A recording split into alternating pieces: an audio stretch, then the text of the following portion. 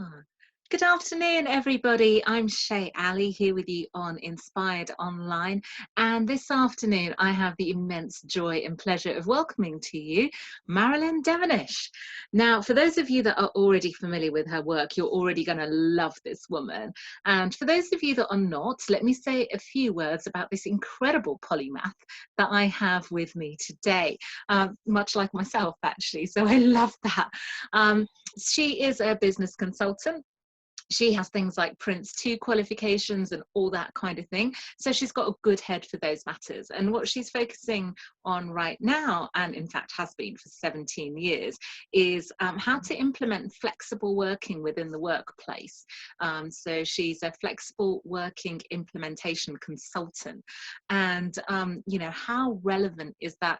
Not only right now, but if you're an employer that has never considered that, you should. So Marilyn is a good person to go to for that. She is also very, very popular, particularly on Facebook and social media with her consultations. Again, I would be here for a half hour if I listed her level of qualification in coaching, in energy works, in EFT and all those sorts of things. So she's very, very popular in that sphere, and also an expert in Huna. And so if you're wondering what Huna is, some of you won't know that term, but will know the Ho'oponopono, the I'm sorry, I love you, please forgive me, thank you. And that is just one tiny piece of what Huna actually means. And she's greatly, deeply skilled at doing that as well. So she has been on Inspired Stage in London before, and it's my joy to welcome her to the online forum today. Hello, Marilyn. How are you doing? Oh, hi, Shay. Thank you so much for that wonderful introduction. I'm fabulous. Thank you. How are you? Yeah, I'm really well, thank you as well. Now, you know the drill. We've changed it slightly for the online format, but the question I have for you is very similar, which is, if you had to share your wisdom with the world in a nutshell, what would it be? First thing that comes to mind today, and it's something that dawned on me in my 20s, is wherever you go, there you are. I'll tell you how I got there. I've got goosebumps now when I think about it. I was changing jobs a lot because nobody was appreciating my skills. Nobody was seeing my skills and capabilities. People weren't giving me the opportunity. So I changed jobs. You have what I call the honeymoon period, and then things sort of start to set in again. You know, not great colleagues, not great bosses, not great organization, you name it. And I just remember one day as I was looking through, I think it's probably the Evening Standard or the Guardian, and the words just came into my head: wherever you go, there you are. And I was like, what? And it's like, you could change jobs again, but eventually, if you haven't, because now I realize I'm the common denominator in this whole scenario. So I'm not saying I didn't have some bad bosses and not great colleagues, but the fact of the matter was, every single job had something in common. That was me. So it's like, now if I move again, but I'm not right and I'm not congruent, then wherever you go, there you are. And eventually the honeymoon period of having a new job, all exciting, is going to wear off, and there I'll be. And that was one of those pivotal moments that made me go, look, I'm going to give up what I'm doing. And at that point, I just got the best job I ever had, working for an investment bank in the city. But I decided to give that all up. And I said, I'm going to study to be a chartered accountant, because now those are skills that will always be within me. But wherever you go, there you are. It was a pivotal moment where I literally heard those words. I heard that voice, and it made me stop for a moment and go, whoa, uncomfortable, but it was true. Yeah, that you know, that's so simple, but it's so profound. And you know, I remember this one client I had, obviously not going to say any names, but came to me 4 times for compromise agreement. Oh, I'm leaving my employer again. Well, great, you know. And then the first time, that's fine. The second time, okay, it's nice to see you again. Third time, you know, when I'm thinking, okay, what happened this time? You know, so if you're in that place where you keep seeing the same patterns again, it might be difficult to acknowledge even to yourself that, you know, you might be part of this common denominator or this problem. What is the first thing you think that one should do if they find themselves in that place where they're just seeing this reoccurring pattern again and again? It's almost like in NLP terms, you call it going meta to the situation. In legal terms, I remember when I studied law, they called it the officious bystander, where Yeah. somebody is standing, let's say, across the road, looking at this situation. If we went to the officious bystander, what would they say? How would they view this situation? So I say to people, take a step back, take a step out, take a step out, whatever you want to do, get a sense of perspective and look at the scenarios. And I often say to my clients, what's so interesting, a bit like the person coming back and relaying all the patterns, I say, that's interesting. Is there anything that was common to all of those situations? I don't say anything. I've just got my favorite trusted pen and my black and red notebook, and I'm sat back, and they're going, well, yeah, well, this boss did it, and this, and they're relaying all that, and then eventually you can see the moment, where the penny drops, and they're like, me? So I just say to people, just look at the scenarios. And as I said, it's not to say that there haven't been protagonists in all of those situations. Don't get me wrong. I have had some really challenging situations. And when I laid that all out, I still went, there is one major pattern that I can see. But I'd say if you've identified all the patterns, if it's always falling out, always being in conflict, being depressed, dreading, looking forward to Friday, dreading Monday, whatever it is, there's going to be a pattern of some sort there. I'm a fan of writing. So I say to people, sometimes you just might want to write it all down, because when you can take a step back, you can go, oh my gosh, it's standing out. I'm also a fan of talking, you might have guessed now. So, speaking it out, finding somebody who's objective. Don't just go for your cheerleader friends, because they're not going to help you identify the pattern. They'll probably be on site going, yeah, they were terrible. And that's not actually what you need in these moments if things are just recurring over and over. So I'd say write the patterns down, because sometimes a scenario seems completely random. But when you put another 2 scenarios next to it, you're like, oh my goodness, they have the same component, thread, or energy that runs through them. So, that can be quite difficult to acknowledge for yourself. And, some people might find that very upsetting. I'm not saying that doesn't mean you shouldn't do it. But I guess once you've acknowledged and been upset about it or whatever it is, what happens next? What should they do in order to break that once and for all? For me, what happened, when I say breaking point, when I say to people, I say, and I think because I say it in quite just a regular, what did you have for dinner kind of way. When I say I contemplated committing suicide at age 32, people are like, really? It almost doesn't compute with the person they kind of see now. So for me, I hit that point. And what I did, I know we probably don't have them as much now, but back in the day, because I'm now going to be 52 on Sunday. You're looking fantastic, girl. Well done. And time is flying. Oh my God. I picked up the phone book and I started looking for, I knew the word counseling, because when I was at university, I did like a 6-week counseling course, because I hoped secretly it would help me sort my stuff out without having to talk to someone. I know it sounds crazy. So I knew the word counseling. I knew of that concept. So I got the yellow pages. I'm flicking through, and while I'm in that section going down, not even sure what I'm looking for, there was a little box for the Samaritans. And I was like, actually, I haven't got much money. They're free. So I rang them up and that's why when I was growing up, there was an advert for British Telecom, BT, and the strapline was, it's good to talk. And they had a whole character, Maureen Lipman was the character called BT. And she was a nosy mare, but always talking. And so the phoning of the Samaritans and just offloading was so cathartic. And it's probably the first time I'd ever talked about how I felt, that I'd ever expressed anything about myself, because I was very quiet, shy, lacking in confidence, very low self-esteem. I wouldn't have known to language the self-confidence, self-esteem, but I just knew I was quiet and shy and what you call introvert. So the Samaritans was the first time I'd actually spoken to anyone. So I would say to people, look, if you're someone who knows you need to talk, ring someone like the Samaritans. It's anonymous. It's impartial. You don't have to explain yourself. You just say what you need to say without judgment. And the strapline for the Samaritans, because the following year I became a Samaritans volunteer, where I was answering the phones and holding the space for people.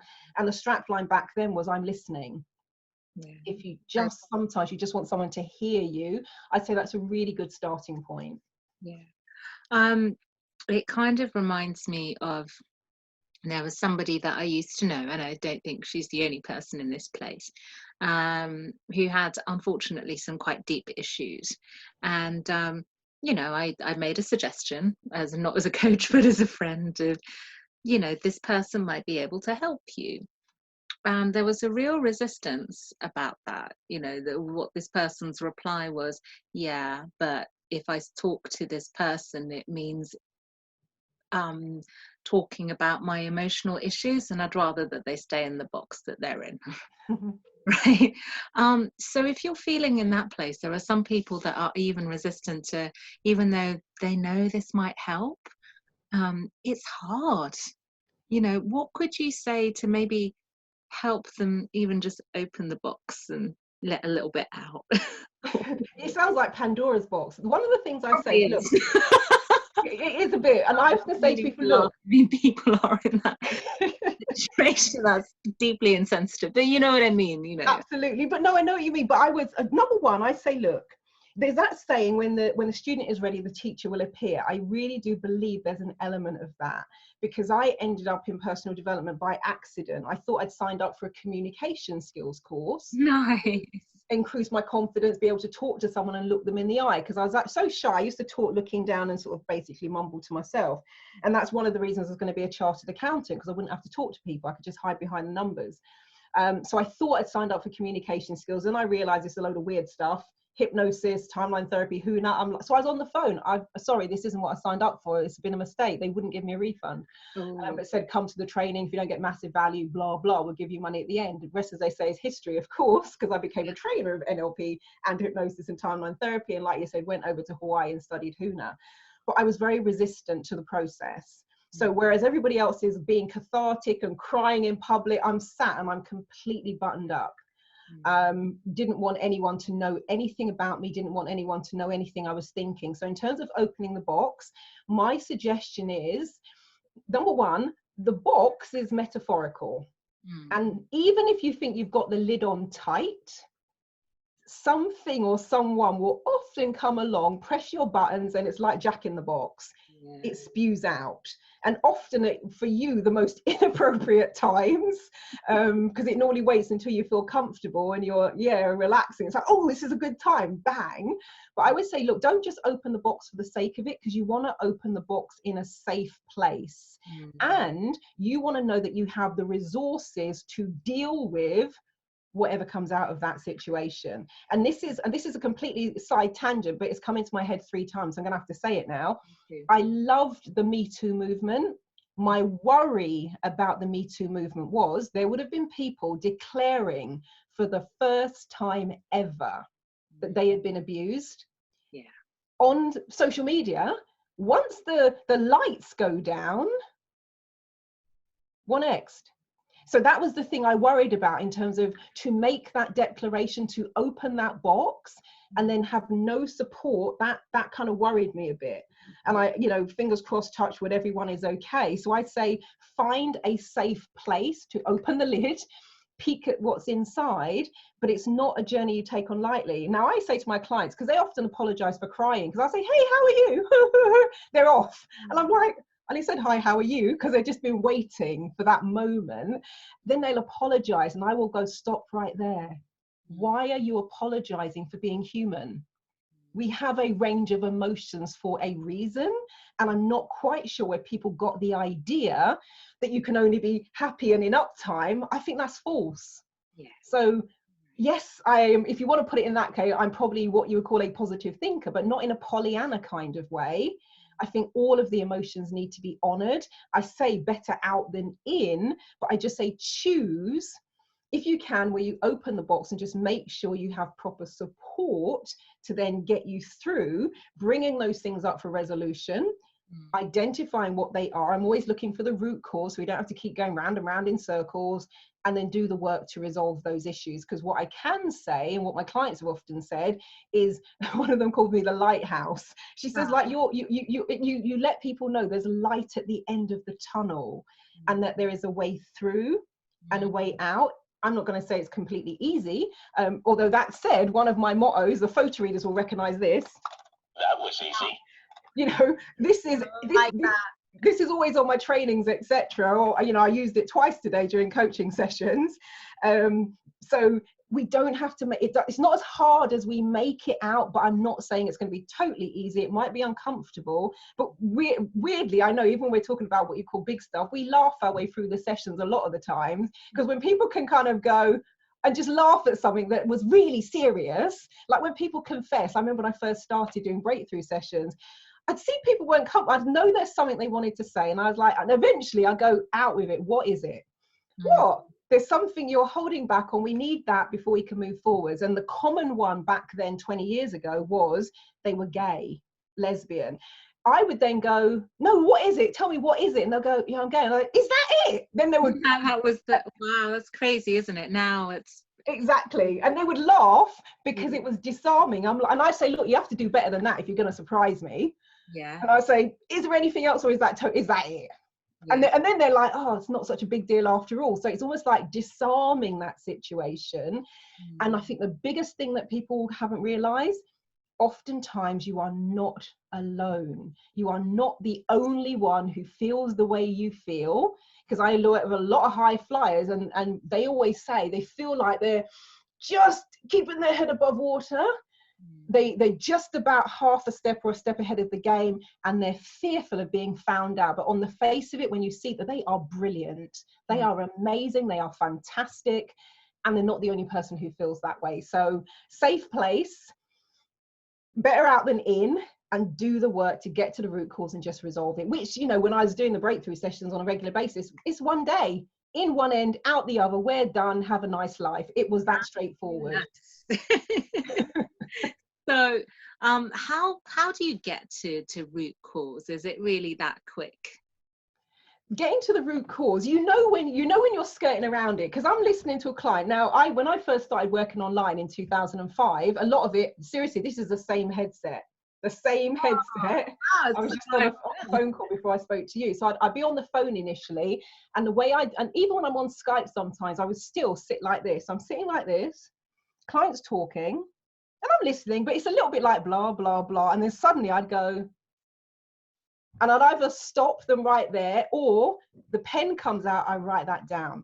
And it's either because I've heard something that is relevant, I've heard something that is not true, or I've heard something between the lines. Okay. And then that's what I'm going for. And I say, okay, so that thing you mentioned there, could you just, or can we just go back, or could you say more about that? And you know when you've nailed it, because the client, like today I'm talking to a client, and she went, and I'm talking, she went, oh my God, the light bulb's just gone on.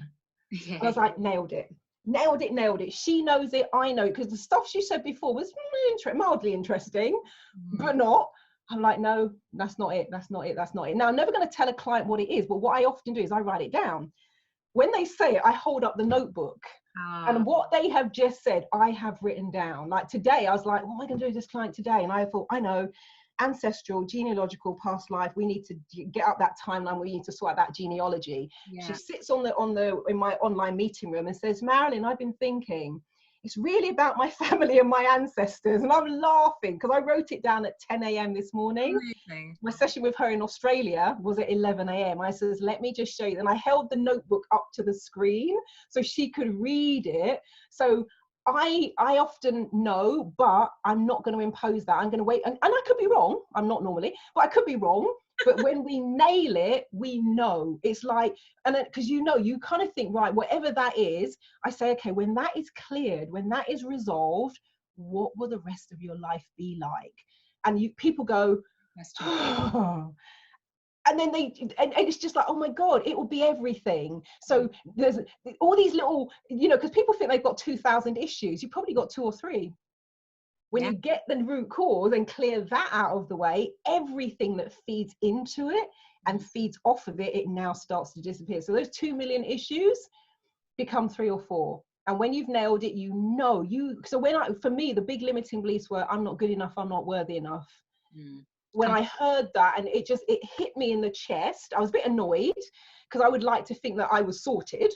Even though I was going to commit suicide the month before, let's put that, I put that to one side. But I would like to think I was sorted. And when I heard that, I was like, it hurts, I feel it.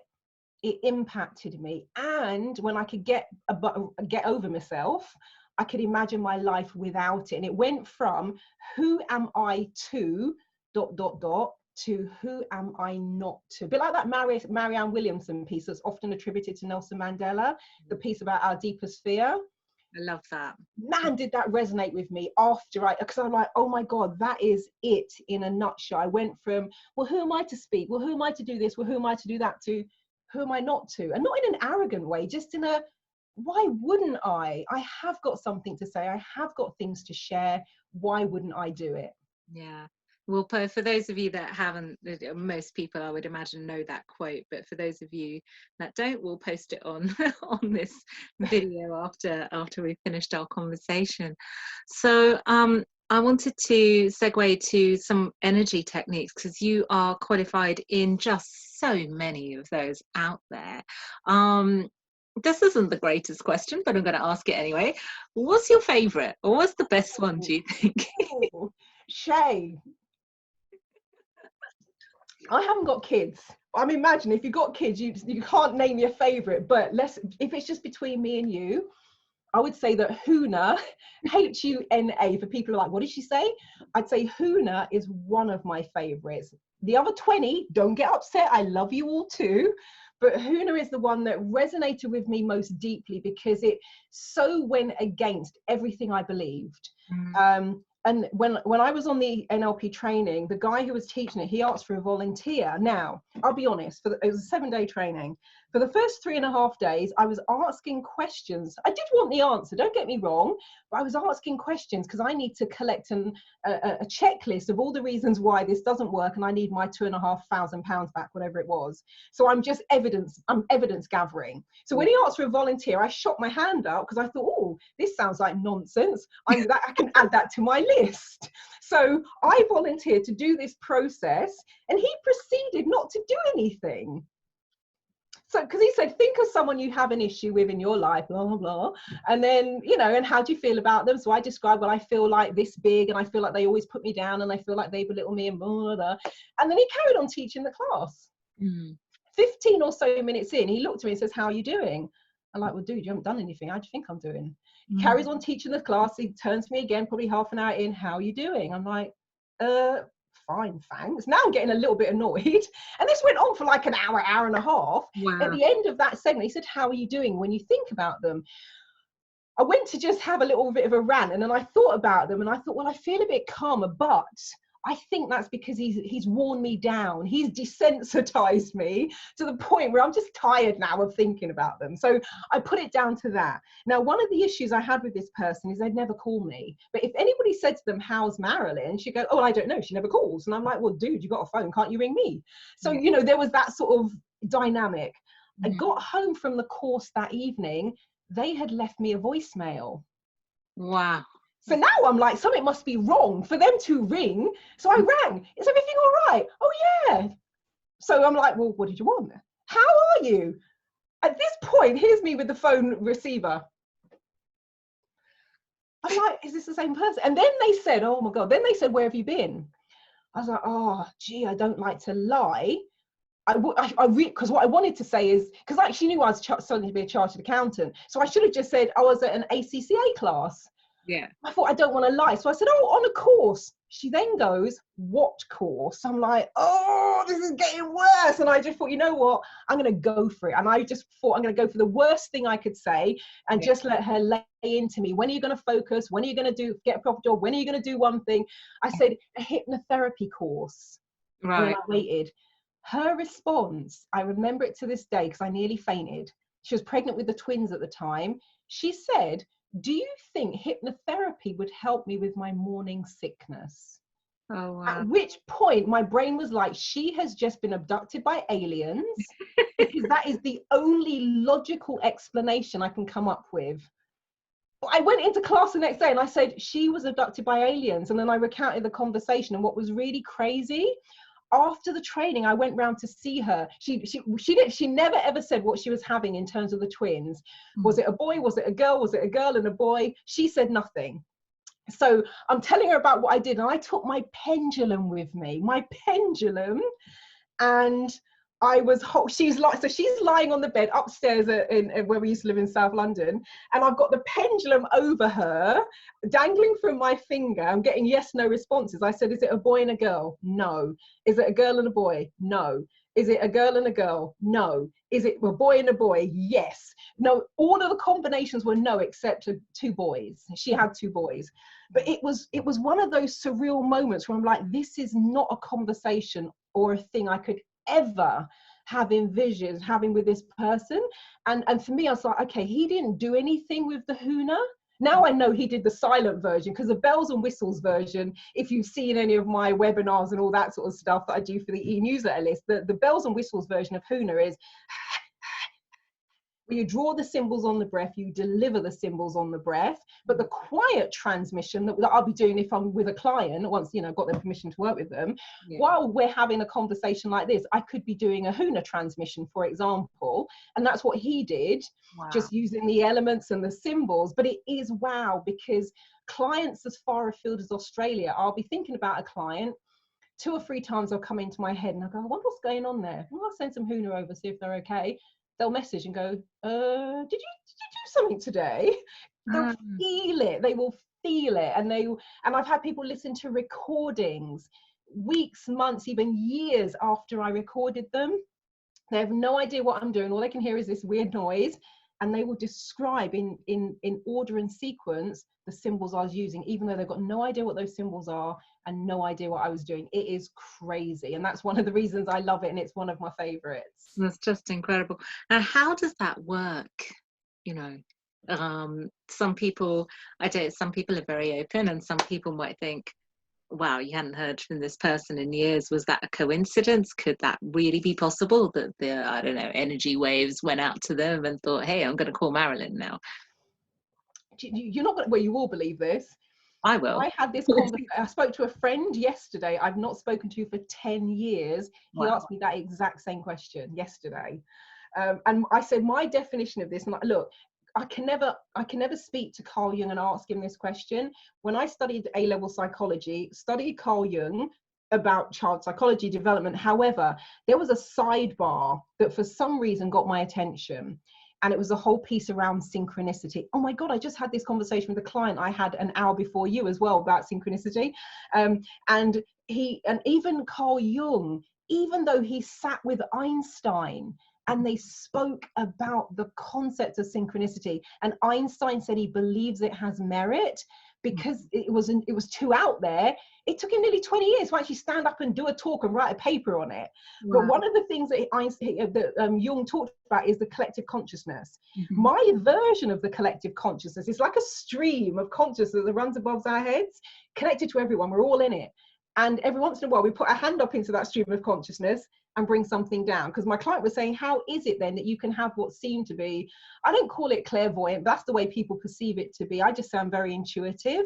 But he said, how can that be? And I said, I think when I'm in that space with someone, I put my hand up into the collective consciousness space, we bring something down. And because it's a stream between all of us, in that moment, there is that sense of connection. Do you know what I mean? That's the best way I can describe it. But, you know, even Jung said synchronicity is an acausal phenomenon. So the word causal with the letter A on it, there shouldn't be a direct correlation, cause and effect, but there is. Right. But because there shouldn't be, it's acausal. That just blew my mind as an 18-year-old, and that idea stuck with me. Read more about it, and I was like, oh my God, synchronicity for me is like the universe aligning and giving us signals and giving us signs. And we're maybe even going back, I presume there was a time before where we were really kind of intuitively connected, which that gets lost in the business of life and the way that you develop. But I'm like, there's something, there is, the universe is almost orchestrated on another level beyond which we can see. But occasionally we get a glimpse, or we get to touch that, we get to feel that, we get to tap into that. And even now, don't get me wrong, it still blows my mind. I first went out to Hawaii to study Huna in 2005, and then I did level 2 in 2009. And it still blows my mind that I could do something here. And I remember there's a client, one of my clients drives a Porsche. And so I'd always hear her coming. So I'd get the parking voucher ready. I opened the door one day, went, hi. She went, what did you do last Wednesday? I went, sorry? She went, did you do some Huna? And I was like, hold on. I was like, oh yeah. I said, Wednesday, I was at home. I kept thinking about you. She went, and I went, how did you know? She went, I felt it. She comes back for the next session. She went, you didn't do any Huna last week, did you? I went, no, I was really busy. Even that makes me go, what just happened there? It's crazy. But I think I know the first time I realized how this can work. I had a friend who was suicidal. She phoned me up evening to say she was going to kill herself, and she was phoning to say goodbye and thank you for being a friend. And I remember the day I was working at DFT, Department for Transport in London. Funny enough, we're implementing a big remote working contract. So I've been on site all day as a consultant. I then came home, I was writing a proposal for another government organization to go in and do remote working, flexible working with them. And these proposals are like, 250 gazillion words. They're huge, right? So I finished about 1 o'clock in the morning. I was like, oh, I've got to do the Huna for so-and-so. I went upstairs. I really had good intentions. I fell asleep. Woke up, bolt upright at 3 in the morning. Went, oh my God, I didn't do the Huna. So I'm sat in my bedroom in the dark, thinking of her and going, and I went back to sleep. Next morning, 8 o'clock, she sends me an email. Hi, Marilyn. Sorry about last night. Had a really bad breakup. Haven't been sleeping, haven't been eating for the last few months. Really embarrassed. So sorry. She then says, this is the point where you tell me I've lost my mind. She says, suddenly this morning, around 3 o'clock in the morning, I felt really peaceful. I still get goosebumps. I felt really peaceful. I felt really calm. And I had the best night's sleep I've had in months. Did you do anything? And that's the point where I went, oh my gosh. And then I relayed what happened about me falling asleep and waking up. At that time, she was off her face. She would have had no idea what I was doing. She lives in South London. I'm in Watford. And that for me was the first real 100% tangible as it's going to be, tangible experience of going, there's something in this. And what she described in terms of how she felt, those were the symbols that I'd sent over to her. Incredible. It's really crazy. incredible. And I know you do some Huna trainings yourself now and all sorts of things, actually. I know we've come to time, but before you go, do you have any final thoughts that you'd like to share with our audience today? Now, I remember coming back from Barbados. It was the time we just had an election. I think Tony Blair was either in or out, whatever it was. And there was this is the first time I've been on a plane where they played a song, like a pop song, over the airways. The song they played was Things Will Only Get Better. When I look at no, seriously. And we all laughed on the plane, because we're coming into land. We just left the Caribbean. We're coming into the UK, which is cold. And that's the song they played in the cabin. And I say, in terms of what we're looking at now with the coronavirus, I really, it's the thing where, we've been through so much as human beings, so much. So I know we have an innate resilience in terms of the spirit of humans. You might not feel it individually all the time, but as a collective, we have that sense of resilience. And I was thinking this morning, if there was going to be a universal playlist of music, there's a song called Beverly Knight called I Made It Back. And I keep hearing that song in my head. I've heard it for the last few days. I'm like, Beverly, you need to re-release that song. Because when you listen to the words of that song, I made it back from a place called nowhere. I'm like, that is totally where we're at. And we don't have a blueprint for this.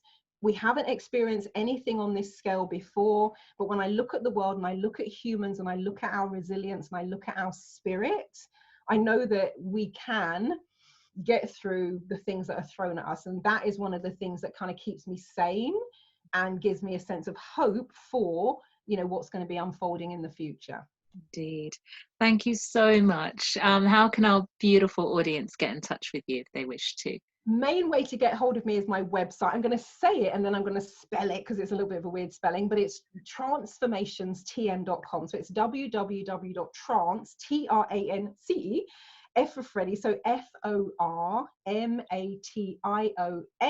TM as in trademark, so transformationstm.com. And my email address is Marilyn, MARILYN, at transformationstm.com. And on social media, /Marilyn Devonish, and Devonish is DEV for Victor, ONISH. So I'm fairly easy to find online. Lovely. And we'll place all those links on our Facebook site too, /Inspired Stage on Facebook.